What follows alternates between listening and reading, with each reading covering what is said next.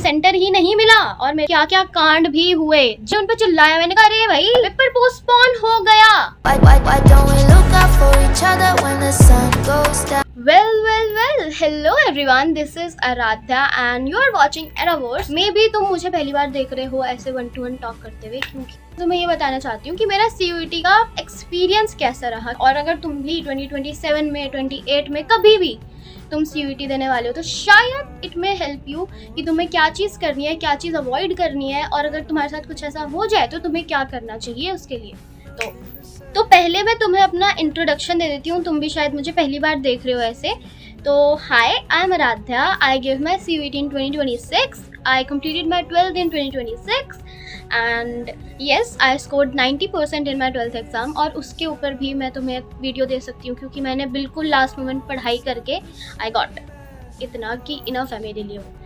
हम बात कर रहे थे मेरे CUET के लिए। तो मैं तुम्हें बता दूं कि एडमिट कार्ड से भी पहले आती है तुम्हारी सिटी इंटीमेशन स्लिप, जिसमें तुम्हें पता चलता है कि तुम्हारा कौन सी सिटी में है पेपर। अगर तुमने प्रेफरेंस में कुछ अलग सिटी डाली है तो उस हिसाब से तुम्हें पता चल जाता है। मेरी प्रेफरेंस लिस्ट में सबसे पहले obviously I live in Delhi, तो सबसे पहले मैंने दिल्ली का ही डाला था। फिर आया चोज शायद नोएडा। सिटी इंटीमेशन स्लिप जब आई तो उसमें मेरे को नोएडा ही मिला। मुझे दिल्ली में कोई सेंटर ही नहीं मिला और मेरे घर से वो इतना दूर था कि मुझे अपने घर से पता नहीं कितनी जल्दी, कम से कम 3-4 घंटे पहले निकलना पड़ता था, क्योंकि यहाँ से पहले मैं मेट्रो जाती, फिर मेट्रो स्टेशन से मैं वहाँ जाती, then we have to change दूसरी मेट्रो पकड़ के फिर वहाँ जाना। और वहाँ से भी मेट्रो के बिल्कुल बाहर निकलते ही नहीं था, वहाँ से भी तुम्हें रिक्शा करना पड़ेगा। तो अगर तुम चल सकते हो तो तुम चल के वहाँ जा सकते हो। मैं तुम्हें बिल्कुल बताऊंगी कि मेरा पेपर भी कहाँ था और क्या क्या कांड भी हुए। जी हाँ, मैं वही बच्ची थी जिसका पेपर था 28 मई को। अगर तुम्हें नहीं पता कि 28 मई 2026 वाले बच्चों का क्या हुआ था, हमारा पेपर पोस्टपोन हो गया था। मैंने एक्चुअली 4 सब्जेक्ट डाले थे, एक इंग्लिश और प्लस मेरे 3 domain, accountancy, business studies and psychology. तो मेरा साइकोलॉजी का पेपर था 15 मई को and I was well prepared कि हाँ चलो ठीक है। वो भी पहली शिफ्ट में पेपर था मेरा, यानी 5-5:30 बजे मैं और मेरे बड़े भैया हैं, हम दोनों निकले घर से 5:30 बजे। यहाँ से हमने मेट्रो ली और मेरा सेंटर था ये आदर्श परीक्षा केंद्र। बिल्कुल एकदम सही मेरा पेपर गया है। मैं गई हूँ अंदर, थोड़ी तो हसल बसल देखो होती है कि वहाँ पे डिफर होते हैं कि सेंटर A वाले बच्चे यहाँ जाएंगे, सेंटर B वाले बच्चे ऊपर वाली फ्लोर पे जाएंगे। मैं गलत फ्लोर पे चली गई थी सबसे पहले, फिर उन्होंने मुझे नीचे भेजा कि तुम्हारा यह पेपर यहाँ पे नहीं है, तुम्हारा नीचे पेपर है, तुम नीचे जाओ। फिर मैं नीचे गई तो उन्होंने बोला नहीं तुम्हारा पेपर यहाँ नहीं, तुम ऊपर जाओ। फिर मैंने उन पर चिल्लाया, मैंने कहा अरे भाई मेरा पेपर यहीं है, मैं ऊपर से नीचे ही आई हूँ। तो फिर मेरा एडमिट कार्ड लेके गए हैं कि अच्छा उनका मेरी सीट अलॉट भी हुई और मैं कुछ गलत लैब में फिर बैठी हुई। फिर वहाँ पे मेरा कंप्यूटर नहीं चल रहा, बाकी सबका चल रहा, मेरा ही कंप्यूटर नहीं चल रहा। फिर मुझे फिर पैनिक हो रहा कि अरे भाई मेरा पेपर नहीं होने वाला, क्या हो गया है। तब फिर मैंने बुलाया वहाँ पे किसी को हेल्प के लिए, तो उनको भी नहीं समझ आ रहा कि मेरा कंप्यूटर क्यों नहीं चल रहा है। और तुम यकीन मानोगे कि मुझे पेपर से शायद 5 मिनट पहले, 5 भी शायद मैं ज़्यादा बोल रही हूँ, मतलब मुझे पेपर से 3-4 मिनट पहले मुझे अलॉट हुई है मेरी दूसरी सीट। उसमें आ रही थी मेरी फोटोग्राफ वगैरह, उस कंप्यूटर में आ जाती है कि हाँ इसका पेपर है। ये पेपर था जैसे मैंने तुम्हें बताया, सिर्फ साइकोलॉजी का था, सिर्फ 1 घंटे का। उसके बाद ना उनकी एक फीडबैक वाला फॉर्म खुल गया है कि अब पता नहीं कि वो सब में ही हर सेंटर पे खुला था या फिर सिर्फ मेरे वाले में ही खुला था, पता नहीं। और ये दोनों बार ही खुला था, जब मेरा दूसरा पेपर था उसमें पूरा फीडबैक फॉर्म था कि बस तुम्हें उसमें ना टिक करना था कि 5 ऑप्शन दिए हुए थे, तुम very satisfied, okay, bad, very bad, कुछ ऐसे करके। जैसे कि तुम्हें यहाँ का स्टाफ कैसा लगा, तुम्हारा एक्सपीरियंस कैसा था, बस टिक टिक टिक टिक कर रहे थे कि यहाँ के कंप्यूटर्स की तुम्हें कंडीशन कैसी लगी और यहाँ के बाथरूम्स तुम्हें कैसे लगे। इवन मैंने बाथरूम यूज़ भी नहीं किया था, फिर भी मुझे वो करना ही पड़ा। फिर वो सबमिट किया, जिसका 1-1 घंटे में पेपर था, वो जिसका हो गया। तो हम सब बैठे हुए कि भाई हमें घर जाने दो, हमारे घर वाले नीचे खड़े हैं, भाई हमें जाने दो। वो हमें नहीं जाने दे रहे, वो हमें कह रहे हैं कि अभी रुको, बैठे रहो। और मुझे टेंशन हुई कि भाई नीचे कहीं वो सोच रहे हो आए बच्चा घूम गया। पर ऐसा कुछ नहीं था। उन्होंने हमें कम से कम 20-25 मिनट बिठाया, आधा घंटा ही मान लो शायद, कि हाँ जाने देंगे, रुक जाओ, भी बैठे रहो, क्योंकि और बच्चों का पेपर चल रहा था। तो क्या हुआ, हमारा तो हो गया ना, हमें तो जाने दो। आधे घंटे बाद उन्हें हुआ कि हाँ इनको जाने देते हैं, तो फिर उन्होंने हमें जाने दिया और हम नीचे गए। बस मैं मिली अपने भैया से और मैं जब नीचे आई ना तो मुझे इतनी ज़्यादा प्यास लग रही, पहले तो बहुत प्यास लग रही, भूख इतनी लग रही कि 5 साढ़े 5 का हमने तब का खाना खा रखा था और भूख मुझे इतनी लग रही थी ना, मुझे पेपर करते टाइम इतनी भूख लग रही थी।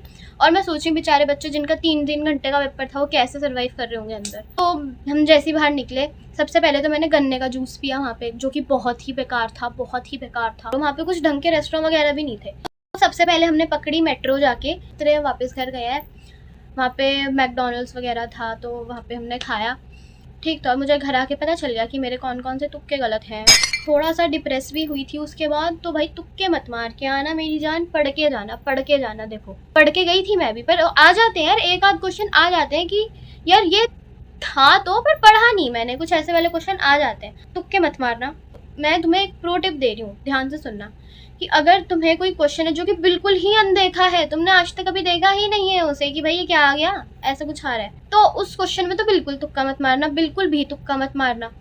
पर अगर तुम्हें ऐसा लग रहा है कि यार ये पढ़ा हुआ है और तुम्हारे से 2 ऑप्शन एलिमिनेट हो रहे हैं अगर, और वो हो ही जाते हैं मैक्सिमम क्वेश्चन में ना, 2 ऑप्शन एलिमिनेट हो ही जाते हैं कि यार ये दोनों तो बिल्कुल ही नहीं है, बिल्कुल इररिलेवेंट ऑप्शंस हैं, और 2 ऑप्शन होते हैं यार, या तो ये होगा या तो ये होगा, उन दोनों ऑप्शन में से तुम तब तुक्का मार सकते हो। तो मेरे साथ यही हुआ था और मैंने ऐसे एलिमिनेट कर दिए थे 2 ऑप्शन।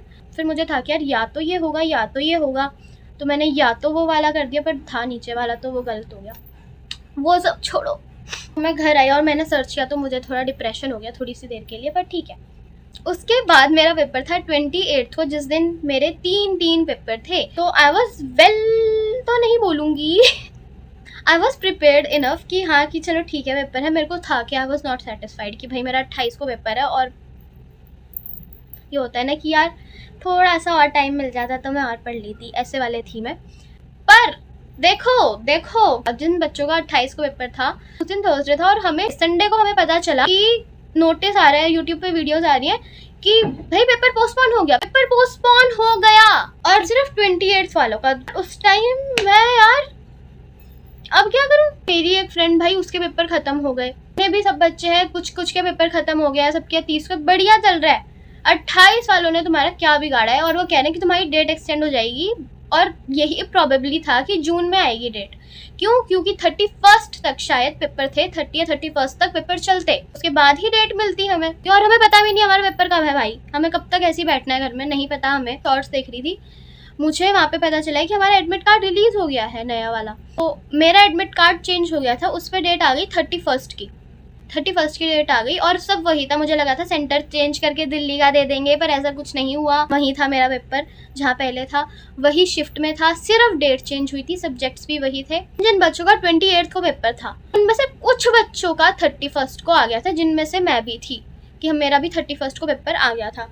और कुछ बेचारे बच्चों का खुल ही नहीं रहा था, मतलब एडमिट कार्ड चेंज ही नहीं हो रहा था, उनको 28 की 28 ही डेट दिख रही थी। फिर बाद में पता चला कि उन जिनका चेंज नहीं हो रहा है एडमिट कार्ड की, उसमें अगर 28 ही दिख रही है तो भाई तुम लोगों का तो जून में पेपर है, तुम बैठे रहो। और जिन बच्चों का एडमिट कार्ड चेंज नहीं हुआ था, उनका फिर निकला 6 या 7 जून को पेपर। और पेपर भी तुम्हें बता दूं इसलिए पोस्टपोन हुआ था क्योंकि उस दिन ईद थी। तुम्हें पहले नहीं पता चलता पहली बार डेट बनाते टाइम। अब 31 को ऐसा है सेट कि मेरा 31 को पेपर था। 30 की रात क्या हुआ, और मुझे शाम को क्या न्यूज़ मिली कि जिधर मेरा सेंटर है वो सेंटर पे 30 को भसड़ हुई है भाई। उधर 30 वाले बच्चों का पेपर ही नहीं हुआ, कुछ बच्चों का पेपर उधर शो ही नहीं हो रहा, कुछ ग्लिच आ गया था, डिले हो गया उनका पेपर, पता नहीं कितने घंटों तक वो बाहर खड़े हुए थे, और उसके बाद उनका पेपर हुआ, और कुछ का तो हुआ ही नहीं। और मेरा अगले दिन वहीं पे पेपर है, और मेरे पास वीडियो भी उसी सेंटर की आ रही कि वहाँ पे बहुत ज्यादा लड़ाइयाँ हो रही हैं, दंगे हो रहे हैं। भाई मेरा अगले दिन वही पेपर है, क्यों डरा रहे हो बच्चे को। ऐसी देखो दिक्कत तुम्हारे साथ भी हो सकती है। मैं नहीं कह रही कि भाई बिल्कुल मीठा मीठा की नहीं बिल्कुल सब सही जाएगा, भाई हो सकती है। देखो ये NTA है, कुछ भी हो सकता है, इधर कुछ भी हो सकता है। तो अगले दिन जब मेरा पेपर था, मैं उठी सवेरे, वही 5 साढ़े 5 का वही था हमारा निकलने का। अब भाई हमें मेट्रो इतनी भरी हुई मिली, इतनी भरी हुई, और मेरे आसपास भी बच्चे CUET वाले ही थे।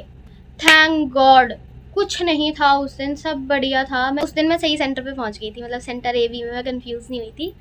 मैं अंदर गई हूँ, सब सही था। भाई मेरा उस दिन बायोमेट्रिक नहीं हो रहा, कि भाई क्या दिक्कत आ रही है पता नहीं। हम बस 2-4 बच्चे बचे थे कि हमारा नहीं हो रहा था बायोमेट्रिक। मैं फिर बिठा दिया कोने में, बैठो भाई मेरा पेपर है। आधी से ज़्यादा जनता को वहाँ पे सीट मिल चुकी है, सभी को ही ऑलमोस्ट मिल गई है सीट। एक फॉर्म दे दिया कि भाई इसे भरो तुम बैठ के, एक एप्लीकेशन थी पूरी, उसको हमने फिल किया। और हमें बोल रहे कि तुम्हें सबसे लास्ट में सीट मिलेगी। और भाई लास्ट में, और मुझे लग रहा था कि शायद सबका जब पेपर हो जाएगा ना तब वो कह रहे हैं कि सबसे लास्ट में मिलेगी, जब ये सब पेपर करके निकल जाएंगे ना तब तुम्हें मिलेगी, मुझे ऐसा लग रहा था। बट ऐसा नहीं था। इस बार भी वही हुआ कि जब पेपर होने वाला था स्टार्ट, बिल्कुल बस होने वाला था, फिर बिठाया है सीट पर कि भाई लो करो पेपर। मेरे 3 पेपर थे जैसे मैंने तुम्हें बताया। तो सबसे पहला मेरा पेपर खुला अकाउंट्स का, अकाउंटेंसी का, वो मैंने किया। उसके बाद मेरा पेपर खुला बिजनेस स्टडीज़ का, वो पूरा किया। फिर उसके बाद मेरा पेपर खुला इंग्लिश का, जो कि सब मेरा इन टाइम हो गए थे। मुझे अकाउंट्स में थोड़ा ज़्यादा टाइम लग गया। अगर तुम एक कॉमर्स स्टूडेंट हो और तुम अगले साल CUET देने वाले हो तो मैं तुम्हें बता दूं, अकाउंट्स का सिर्फ इकलौता शायद ऐसा पेपर है कि जिसमें तुम्हें 55 क्वेश्चंस मिलते हैं, 5 ऑप्शन के होते हैं, अटेम्प्ट तुम्हें 50 ही करने हैं। और देखो वो जो 5 क्वेश्चंस होते हैं ना लास्ट के, या तो तुम 45 to 50 अटेम्प्ट कर लो या तुम 51 to 55 अटेम्प्ट कर लो, ये होता है। 5 क्वेश्चंस ऑप्शन के होते हैं, जो वो होते हैं एक, या तो तुम 5 क्वेश्चंस फाइनेंशियल एनालिसिस के कर लो या तो वो 5 क्वेश्चन लास्ट के कंप्यूटराइज्ड अकाउंटिंग के कर लो। तो जो भी तुम्हें उन दोनों में से सही लग रहा है, जो भी तुम्हारे पास ऑप्शन है, तो तुम उधर वो क्लिक करके, ऊपर बॉक्स आते हैं, उधर वो क्लिक करके तुम कर सकते हो कि हाँ मुझे ये वाला करना है या तो ये वाला करना है। पेपर दे के मैं बाहर आई, वही यार भूख बहुत लगी थी, तो फिर हम वही फटाफट भाई गए घर, सबसे पहले कुछ खाएंगे। मैं तुम्हें बता दूँ, पेपर जैसा भी गया हो, तुम जब घर आओगे ना, तुम्हारे जब सारे पेपर हो जाएंगे भाई, जो सुकून मिलेगा तुम्हें, जो सुकून मिलेगा आई एम टेलिंग यू, तुम्हें कहीं नहीं मिलेगा। पेपर के बाद वाली जिंदगी होती है ना, अनबीटेबल, अनमैचेबल। तुम समझ रहे हो कि ना अभी कॉलेज शुरू हुआ है ना हमें स्कूल जाना है, हम पढ़े हैं बीच वाले फेज में। मुझे नहीं पता, अभी भी मेरे पास पता है कई बार रील्स आती हैं, कुछ कहते हैं कि यार बोर हो रहे हैं घर पे, या फिर कुछ भी है कि यार बोर हो गए हैं बहुत ज़्यादा। भाई मुझे सच बता रही हूँ, 10 दिन से अब ज़्यादा हो गया है कि मेरा CUET ख़त्म हो गया है। भाई मैं कोई बोर नहीं हूँ, मुझे कोई कुछ नहीं करना, मैं बहुत सुखी हूँ। पता नहीं कौन बच्चे बोर हो रहे हैं, मेरी लाइफ बहुत हैपनिंग है, मैं बहुत कुछ मज़े मार रही हूँ भाई। मैं तो, मुझे नहीं जाना कि भाई स्कूल की याद आ रही है, कॉलेज जाना है एकदम से। जो प्रोसेस अभी चल रहा है ना, नो पढ़ाई, नथिंग एट ऑल, सुबेरे उठो, मौज मारो, रात तक सोने से पहले जो मन है करो भाई। यही लाइफ के लिए, बस तुम इसी लाइफ के लिए पढ़ लो। अगर तुम्हारा CUET है अगले साल तो बस तुम यही सोचना कि इसके बाद तो भाई मौज ही मौज है, मौज मारना है, तुम जो मर्जी करो, रील्स देखो, कुछ भी, तुम कोई आर्ट परस्यू करते हो वो आर्ट करो, कोई क्राफ्ट करते हो, या कुछ भी तुम्हारी कोई हॉबी है, गेम्स खेलते हो, कुछ भी है भाई करो अपना। बल्कि YouTube चैनल खोल लो, तुम कुछ भी कर सकते हो यार, कुछ भी नया ट्राई करो, बस सिर्फ रील्स स्क्रॉल मत करो, बहुत सारी चीज़ें करने के लिए, वो करो। अगर तुम मुझसे पर्सनली पूछोगे कि मैं क्या कर रही हूँ, मेरे पेपर जब से ख़त्म हुआ है, स्टार्टिंग का 1 हफ्ता तो मेरा बेकार गया था, सच बता रही हूँ, क्योंकि मुझे समझ ही नहीं आ रहा मुझे क्या करना है, क्या करूँ क्या ना करूँ।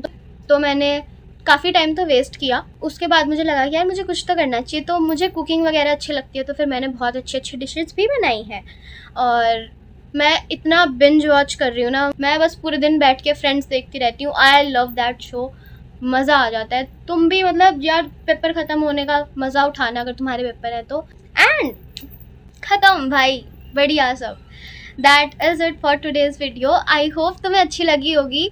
तुम मुझे कमेंट्स में बताना कौन सा पार्ट तुम्हारा फेवरेट है, किस पार्ट में तुम्हें थोड़ा डर लगा, और किसी भी अगर तुम्हें चीज़ में डाउट है तो बिल्कुल बेशर्म होके तुम कमेंट करो, मैं बिल्कुल रिप्लाई करूँगी। एंड या अगर तुम्हें अच्छी लगी वीडियो तो प्यारे प्यारे से कमेंट्स करना, मुझे बहुत अच्छा लगेगा। Bye cuties.